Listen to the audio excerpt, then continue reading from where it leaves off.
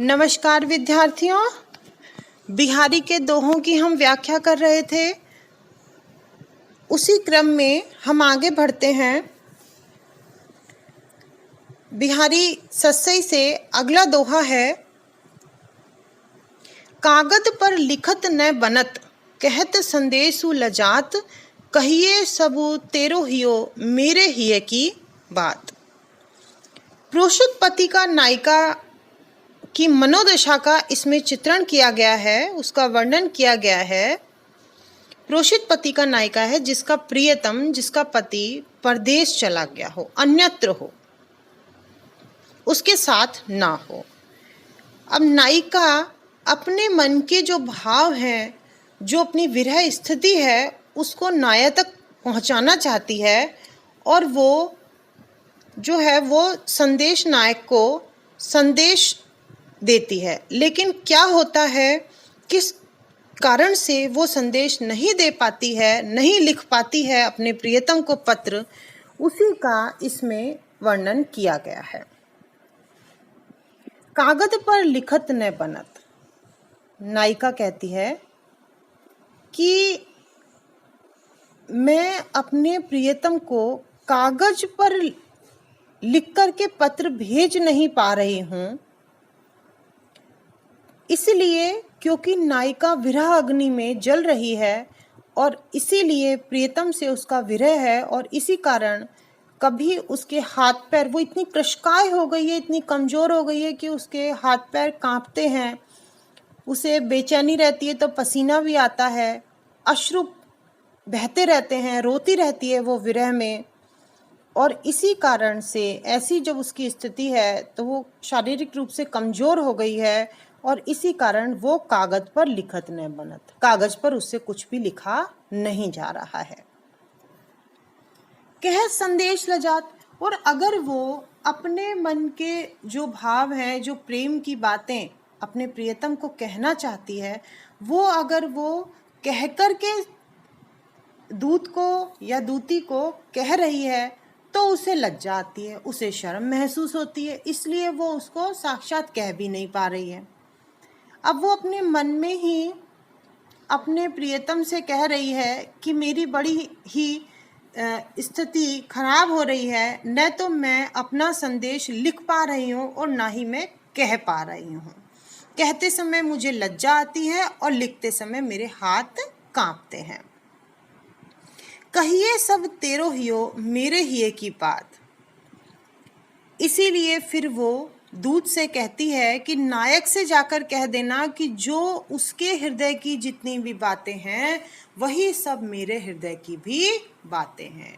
अर्थात वो मन ही मन नायक से भी ये कह देती है कि मैंने यही एक पंक्ति कह कर के भेजी है, तो जो भी तुम्हारे हृदय में, क्योंकि अगर मैं यहाँ तुम्हारे विरह में हूँ तो तुम भी वहाँ पर मेरे विरह में हो, तो जैसा मैं यहाँ पर अनुभव कर रही हूँ, दुखी हूँ, परेशान हूँ, विरह अग्नि में जल रही हूँ, वही सब कुछ तुम्हारे साथ भी हो रहा होगा। तो जो तुम्हारे हृदय में जो भी बातें आ रही हैं मुझको लेकर के, वही सब बातें मेरे हृदय में हैं, अतः तुम समझ जाना। इसमें कवि ये भी बताना चाहता है कि केवल नायिका की स्थिति ही ऐसी नहीं है, नायक की स्थिति भी वैसी ही है। दूसरा, इसमें नायक और नायिका के प्रेम के बारे में बताया गया है कि बहुत प्रगाढ़ प्रेम है। ऐसा नहीं है कि नायक विदेश चला गया, अन्यत्र चला गया तो वो नायिका को भूल करके और जो है कहीं और उसका प्रेम चल रहा हो, ऐसा भी नहीं है। नायिका को अंदर से ये आत्मानुभूति है कि उसका नायक भी उसके प्रेम में वैसे ही उसके विरह में परेशान है। अगले पद पर आते हैं हम।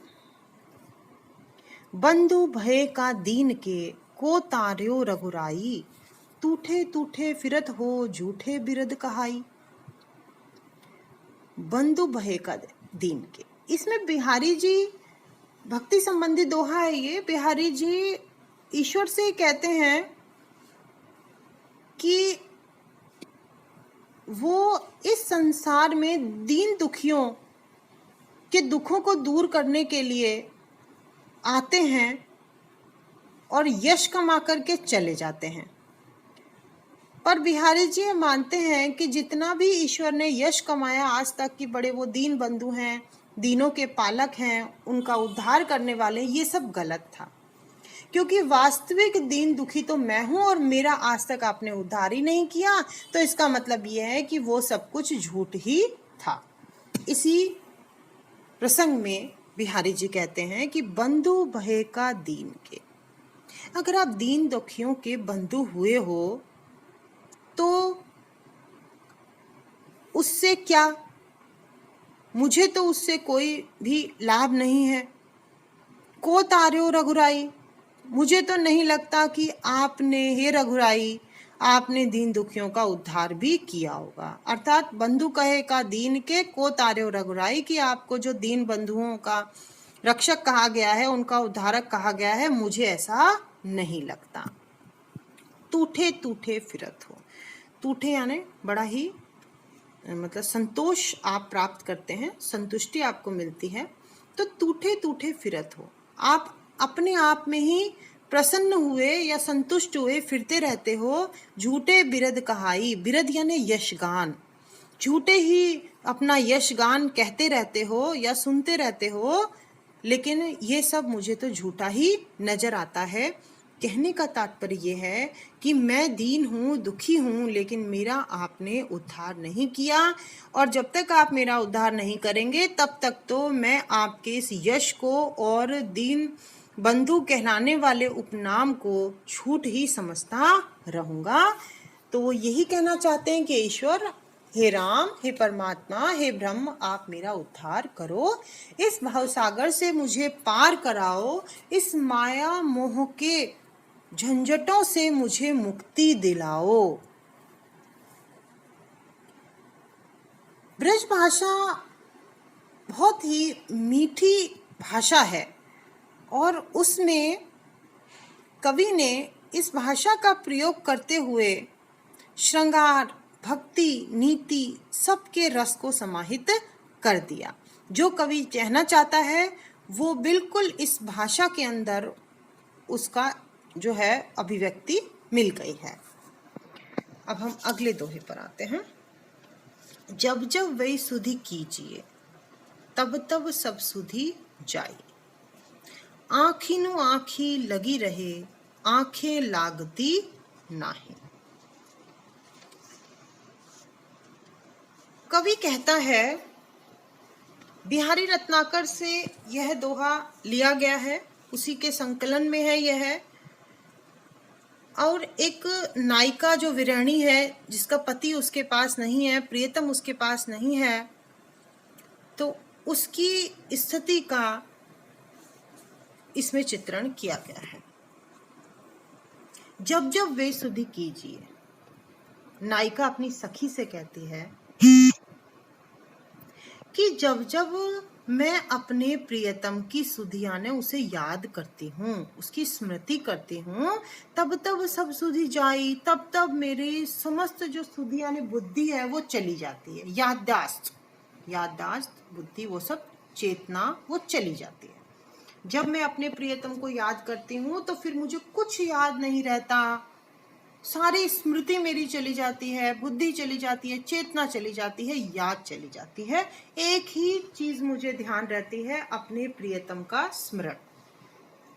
आँखिनु आँखी लगी रहे, और मेरी आंखें मेरे प्रियतम के आंखों से ही लग जाती हैं। अर्थात बस मैं एक टक उन्हीं का ही ध्यान करती रहती हूँ, मेरी आंखें उन्हीं को ही देखती रहती हैं, आंखें लागती नहीं, और इसीलिए मेरी आंखें लगती ही नहीं, अर्थात मुझे निद्रा ही नहीं आती, मुझे नींद ही नहीं आती है, मैं सो नहीं पाती हूँ, मैं बेचैन रहती हूँ।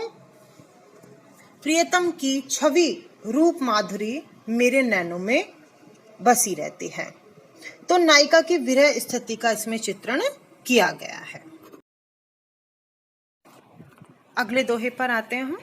अंग अंग नग जगमगत, दीप सिखासी देह, दिया बढ़ाए हूँ रहे, बढ़ो उजियारो गेह।